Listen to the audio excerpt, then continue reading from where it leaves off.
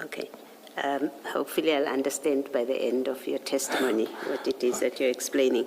But lastly, the way you say you then noted and notified that certain containers were prioritized for transportation, how would you have noted that? Is it because you are at the port, you see that? Let me not try and give you an answer. I'm just trying to explain the kind of question that I'm asking you. How do you become aware of that? Maybe that will partly be clarified in my supplementary statement, okay. Commissioner Valui, because I'm happy to leave it if it will be clarified in the sequence of your testimony. I will go at it at length. Okay, that's precisely what I meant. Okay, sure, that's fine. Thank you very much. What I remember from that statement is how exactly you would get that information. And that's not necessarily the same as what Commissioner Baloyi is asking you, but I may have missed that, but let's leave it nonetheless. Let's leave it. Pardon me, Chair. Let's leave it. Let's leave it. Oh, sorry. Let's leave it. No, I was just Commissioner Baloyi will probably raise it again, or even Mr. Musigidi. No, I was going to say that I will substantiate further. Okay. Or when we get to that stage. No, that's in order. Can I take you back to paragraph 1? Paragraph 1. Yeah, where you talk about ethical hacking. You'll correct me if I'm wrong, but I think I do have an idea of what that is. When institutions, whether private or government or governmental, either set up their ICT systems, just check them routinely, or even upgrade them, they will get an ICT expert. Maybe not necessarily the one that set it up, but one who will either hack into it or attempt to hack into it to establish if it is secure enough. So it's ethical in the sense that it's authorized by the person to whom the system belongs. Is that what you're talking about, or are you talking about something else altogether? That is precisely what I was referring to. So basically, basically, you can hack into people's ICT systems. You have the skill. You have the skill to hack into people's ICT systems. Maybe let me add this and say, yes. Whether or not you succeed depends on how secure the system is. But otherwise, it's a skill that you do possess. Let me talk about it. Let me not be general and talk about it perhaps in the context of you doing this ethically. So in the ethical context, you could actually hack into somebody's ICT system. Not just limited to an IT system, any system, Chair. Any system. Yes. Tell me about the others. It might be Chair's handheld device. You? Okay, all right. Anything else then other than the ICT? Across different networks, Chair. Generally, hacking in its nature, it's not a silo operation. So there's always, when we talk recon, there's always an exchange of ideas with maybe like-minded individuals. When one tries to penetrate, it's trial and error, it's testing, consistent testing of a particular system. Because in the space technocrat space, there's a type of attack that is called a DDoS attack. It's a denial of service. So you might need other systems encroaching on a network just to have an opening. Once they do a consistent probing of a system, that you have an opening and you are as good as through that system. So to maybe relate to the chair's previous assertion of an entity bringing in an expert to test their system. That's not how the real world works. Yes, I do know entities do that, but generally, How does the real world work? I'm saying because that's a simulation. Granted, companies do that, but how an actual infiltration works does not happen in that manner, where you have someone just going into the system or just testing it. That's why I'm saying more often than not, it becomes a coordinated attack. It comes from various angles. That's why. No, I just wanted to understand the ethical. That's. I was getting to Okay, that. okay, all Even right. on the ethical part,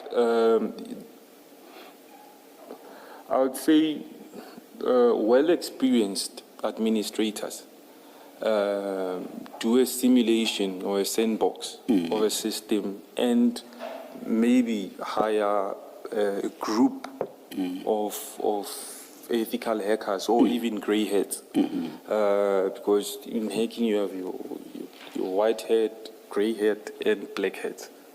Those who hack with impunity. So they would hire a group and have it become a coordinated attack. Okay, all right. That answers me. Thank you very much, Mr. Nku. Thank you. I think now finally you are at 2.2. 2.2. Not quite, Chair. I Yes, might have yes. also further questions. Oh, you had a. I'm very sorry. I'm very sorry, Mr. Musigiri. It's fine, Chair. Mr. Nku, just to make me understand, when you shared this information with General Mfazi, you indicated that you used a secured network or a secured app. I take it there's no recording or any evidence of that communication between the two of you. There should have been, there was. Do you still have it? Maybe that will be addressed in 2. Sorry about that. In 2.7. Okay. That will be addressed in 2.7 I'll as to what happened after. Yeah. Yes. No. I wanted to ask you if, Yes. for example, did you share that information with anyone else apart from General Mfazi? Yeah, so we had because I was introduced to him by Commissar Mapatso. Yes. We in turn had a group within that app, and I believe if his devices are still available, the app should be. So you're saying so you were introduced through an app? No, I'm saying because, so remember I said, because I was introduced to General Mfazi, Yes. maybe through a conduit, being Commissar Mapatso. My communication with him could not be more direct. Yes. Yeah, because I know him through a conduit. So I needed to make the information or avail the information to a platform where both of them are aware when I give information. So in fact, you shared with both? I shared with both. Okay. And are there any family relationships or ties between you and Commissioner Kebi Mapatso? Are you anyhow related? I would say we are not blood related. We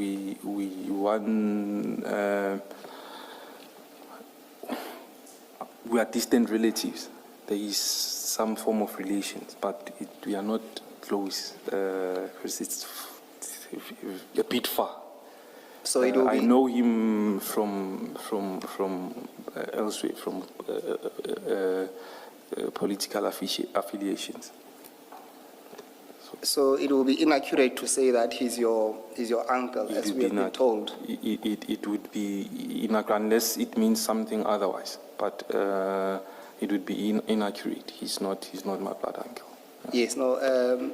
Chief Mashaba testified that, in fact, he is your uncle in one certain terms, and you're saying that he was mistaken to say so. I'd say he was mistaken. Yes. Indeed, he was someone that I was close to, but he was not my uncle. He's not your relative. Okay. You refer to him as Commissar Mapatswe. That sounds more like a comrade than a Yes, relative. indeed, Thank you. Commissioner. And then you say that certain containers, that's the second last paragraph, the second last sentence, you say that certain containers were identified as being prioritized for transportation. Who would have informed you of this prioritization of these containers? Chair, I think that would be that question that relates to me invoking my right not to self-incriminate, because how some of the information was acquired was not acquired in orthodox in an orthodox manner. Would it be So, fair? Yeah. Sorry. So it then relates to my supplementary affidavit. Okay. At this stage, would it be fair that some of this information would have been from someone from customs or No. not quite? No, yeah, it wouldn't be someone from customs. All right. And then lastly, before we go to 2.2, when you shared this information with both Mapazo and General Mfazi, did you disclose to them your source? No, I hadn't. So At they no trust- material times have I disclosed any of my sources. In any information that I provide, I've disclosed any of my sources. So they simply acted on your, I suppose, the second-hand information, as it were. I would say that. Okay. But maybe to them it was coming from me. Yes, but it's not your direct, because you have your source, so it's a. 100%, but we never traversed that terrain as to whether I have a source or not. Generally, when one gives information, the person receiving information cares about the information, nothing else. Because more often than not, there would be a fear that if you start asking, why are you getting the information, the person providing information will just run away from it. Sorry, Mr. Musigidi. You are referring to both General Mfazi and Mr. Kebi Mapatswe as being the recipients of the information. My understanding was that the information was given to General Mfazi, but that the role that Mr. Mapatswe played was to introduce Mr. Nku to General Mfazi. That was my understanding as well, Chair. I shared, yeah. Can you please clarify this? Because I'm just looking at Yes. 1, 2, 3, third line. I shared this information with Lieutenant General Sindile Mfazi, whom I was initially introduced to by former Deputy Minister of Defense, Commissar Kebi Mapatswe. Yes. Did you share the information with both of them? So maybe let me clarify this, Chair. Initially, because hence I say because I was introduced, so there would be a conduit. So whatever I say, a conduit would then need to be aware, because the introduction extended to that. Initially, when I shared information, it was more because we had created a mini group within the Silent Hill space. So whatever I share would then be aware. But the information was not intended for him. Information was intended to General Mfazi. Thank you.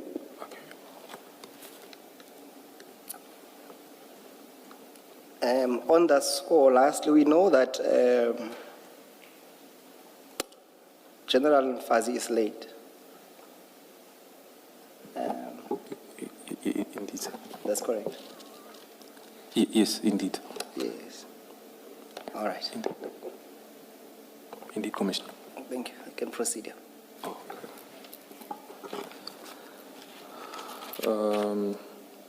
Am I in 2.2? Yes. Okay.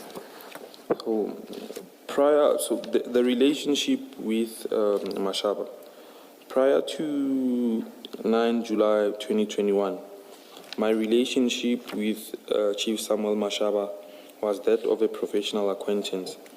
I had been introduced to him in 2019 through a mutual contact, with the understanding that he could assist in ensuring the information related to suspected criminal activity was referred to appropriate law enforcement structures.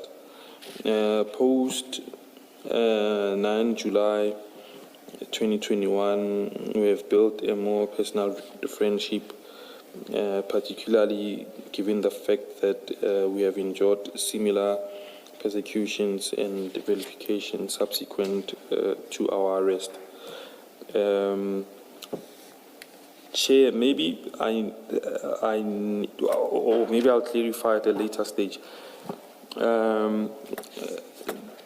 There's something that I did not include in my statement, but I thought it would be substantiated as I tender my evidence. When I was introduced to Chief Mashaba,